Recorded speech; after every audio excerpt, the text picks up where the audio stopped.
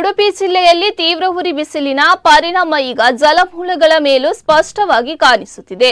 ಜಿಲ್ಲೆಯ ಜೀವನಾಡಿಯಾದ ಸ್ವರ್ಣ ನದಿಯ ನೀರಿನ ಮಟ್ಟ ಗಣನೀಯವಾಗಿ ಇಳಿಕೆಯಾಗಿದ್ದು ಮುಂದಿನ ದಿನಗಳಲ್ಲಿ ನೀರಿನ ಅಭಾವದ ಆತಂಕ ಮೂಡಿದೆ. ತೀವ್ರ ಬಿಸಿಲು ಮತ್ತು ಮಳೆಯ ಕೊರತೆ ಇವೆರಡರ ಡಬಲ್ ಪರಿಣಾಮ ಉಡುಪಿ ಜಿಲ್ಲೆಯಲ್ಲಿ ಕಾಣಿಸ್ತಾ ಇದೆ. ಸಾಮಾನ್ಯವಾಗಿ ಹೆಚ್ಚು ಮಳೆಯಾಗುವ ಜಿಲ್ಲೆ ಎಂಬ ಹೆಗ್ಗಳಿಕೆ ಹೊಂದಿರುವ ಉಡುಪಿಯಲ್ಲೇ ಈಗ ಸ್ವರ್ಣ ನದಿಯ ನೀರಿನ ಮಟ್ಟ ಕುಸಿತ ಕಂಡಿರುವುದು ಆತಂಕಕ್ಕೆ ಕಾರಣವಾಗಿದೆ.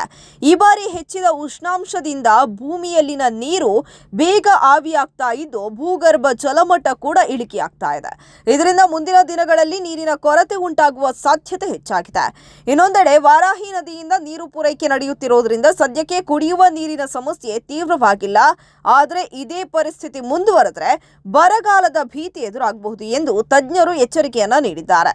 ಜಿಲ್ಲೆಯಲ್ಲಿ ಮಳೆಯ ಪ್ರಮಾಣ ಹೆಚ್ಚು ಇದ್ರೂ ನೀರನ್ನು ಸಮರ್ಪಕವಾಗಿ ಸಂಗ್ರಹಿಸುವ ವ್ಯವಸ್ಥೆಯ ಕೊರತೆ, ಜಲಾಶಯಗಳ ನಿರ್ವಹಣೆಯ ಲೋಪ ಮತ್ತು ವೈಜ್ಞಾನಿಕ ನೀರಿನ ನಿರ್ವಹಣೆಯ ಅಭಾವವೇ ಇಂತಹ ಪರಿಸ್ಥಿತಿಗೆ ಕಾರಣ ಎನ್ನಲಾಗ್ತಾ ಇದೆ.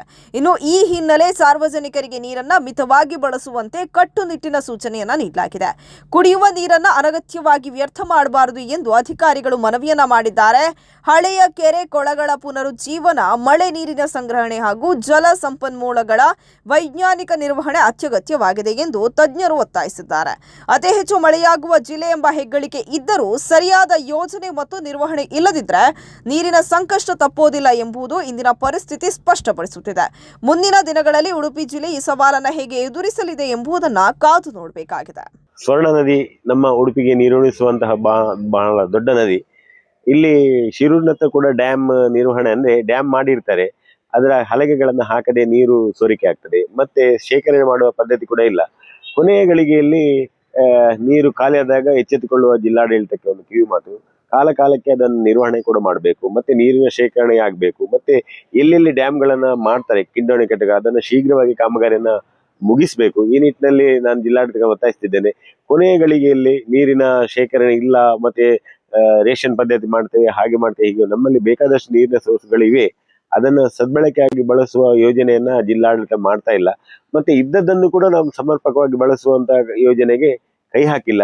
ಜಿಲ್ಲಾಡಳಿತ ಕೊನೆಗಳ ಅಧಿಕಾರಿಗಳು ಬರ್ತಾರೆ, ಈಗ ನೋಡಿ ಉದಾಹರಣೆಗೆ ಶಿರೂರು ಡ್ಯಾಮ್ ಅಲ್ಲಿ ನಿರ್ವಹಣೆನೇ ಇಲ್ಲ, ಹಲಗೆ ಎಲ್ಲ ಹೋಗಿದೆ, ನಿಮಗೆ ಕಣ್ಣ ಮುಂದೆ ಕಾಣಿಸ್ತಾ ಇದೆ. ಈ ರೀತಿ ನೀರು ಸೋರಿಕೆ ಆದ್ರೆ ಅಥವಾ ನೀರಲ್ಲಿ ಶೇಖರಣೆ ಆಗದಿದ್ರೆ ಅದು ಏನ್ ಪ್ರಯೋಜನ? ಡ್ಯಾಮ್ ಮಾಡಿ ಏನ್ ಪ್ರಯೋಜನ? ಸಾರ್ವಜನಿಕ ಏನ್ ಪ್ರಯೋಜನ? ಈ ನಿಟ್ಟಿನಲ್ಲಿ ನಾನು ಜಿಲ್ಲಾಡಳಿತವನ್ನು ಒತ್ತಾಯಿಸ್ತೇನೆ. ಕಾಲಕ್ಕೆ ಅಂದ್ರೆ ಪ್ರತಿ ತಿಂಗಳಲ್ಲಿ ಒಂದು 15 ದಿವಸಕ್ಕೊಮ್ಮೆ ಆದ್ರೂ ಅವರು ಭೇಟಿ ನೀಡುವಂತ ಆಗ್ಬೇಕು. ಯಾಕಂದ್ರೆ ನೀರಿನ ಗುಣಮಟ್ಟ ಮತ್ತೆ ನೀರಿನ ಶೇಖರಣೆ ಎಲ್ಲವನ್ನು ಕೂಡ ಅವರು ಅಧ್ಯಯನ ಮಾಡ್ಬೇಕಾಗ್ತದೆ. ಈ ನಿಟ್ಟಿನಲ್ಲಿ ಜಿಲ್ಲಾಡಳಿತನ ಕಾಲಕ್ಕೆ, ಮುಂದಿನ ದಿನಗಳಲ್ಲಿ ಸೆಕೆ ಈಗಾಗಲೇ 36 ಡಿಗ್ರಿ ತಲುಪಿದೆ. ನಮ್ಮ ಜಿಲ್ಲೆಯಲ್ಲಿ ಉಷ್ಣ ಬಿಸಿ ಗಾಳಿ ಕೂಡ ಬರ್ತಾ ಇದೆ. ಜಿಲ್ಲಾಡಳಿತ ಕೂಡ ಹೇಳಿದೆ 11ರಿಂದ